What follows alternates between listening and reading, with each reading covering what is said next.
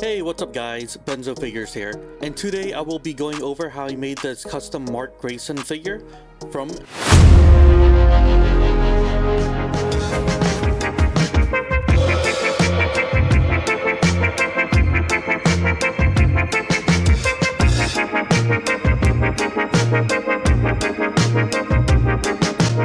So I paint everything with acrylic paint, since that's pretty much the way to go about painting figures.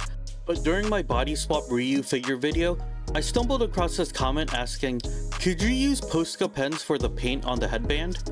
And no lie, I had no idea what a Posta pen even was. So after a quick Google search, I found out they are acrylic paint pens. Shouldn't that be pretty much the same as regular paint? I know that if you use like alcohol-based markers on figures, you could wipe the marker off, but paint markers? I had to investigate. So here's my journey, experience, and discovery with using acrylic paint markers on figures. So first off, I needed a character to make before I started finger painting this, so that's where I settled with Invincible. I have the Speedball and Havoc fodder pieces laying around since I initially bought them for their Build-A-Figure pieces, and they were both like $7 at Ross, so pretty lucky find and pretty inexpensive figures. I know I can get a more accurate Invincible head sculpt on Etsy, but like I said, I'm mostly doing this to see how these paint markers are. I'm using this Vallejo black primer on this already black base. This is to ensure that the paint has somewhere to attach itself to. I will be using these acrylic markers by Master Touch that I got from Hobby Lobby. It was like half off, so fast forwarding past the priming stage, let's go take a look over here and fast forwarding to the part where I don't paint off camera. First impressions, I was pretty surprised how much coverage it gets with just the initial coating. It covered most of the figure pretty well, and like yeah, black primer is still faintly visible, but not too bad. The paint is pretty wet, so definitely wait for it to dry before adding another coat, which it will definitely need. Next, let's paint the face. Every customizer dreads painting with yellow. Yellow just has a hard time sticking onto things and requires lots and lots of layering. So this will be the ultimate test. How well does yellow do? And surprisingly, I'm pretty impressed with it. It covers a lot despite the black primer underneath it.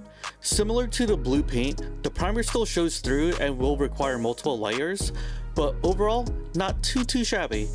For additional layers, it helps to paint in one direction to get some consistency going. So fast forwarding, with the torso painted, this is what it looks like with just 2 coats of paint marker. Definitely going to need a few more coats, but I'm still pretty happy with how it's looking so far.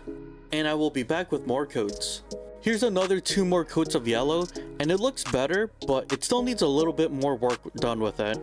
So acrylic markers are pretty much not supposed to fully replace regular paint, probably best for touch-ups and stuff, but I still want to try it out. I usually struggle with precision with brushes, which is why I want to try out these markers out in the first place. This is the next day, and I added even more coats of yellow to it, and it looks a lot better now than it did before. With the blue paint, this wasn't really an issue. I think I used like 3 or maybe 4 coats max with blue, but like I said before, painting with yellow is already tough to begin with, so yeah.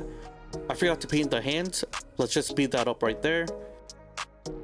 In hindsight, yellow acrylic markers aren't too bad to paint with. I'm liking it more and more. So this is day 3, and my dust gets progressively worse and worse.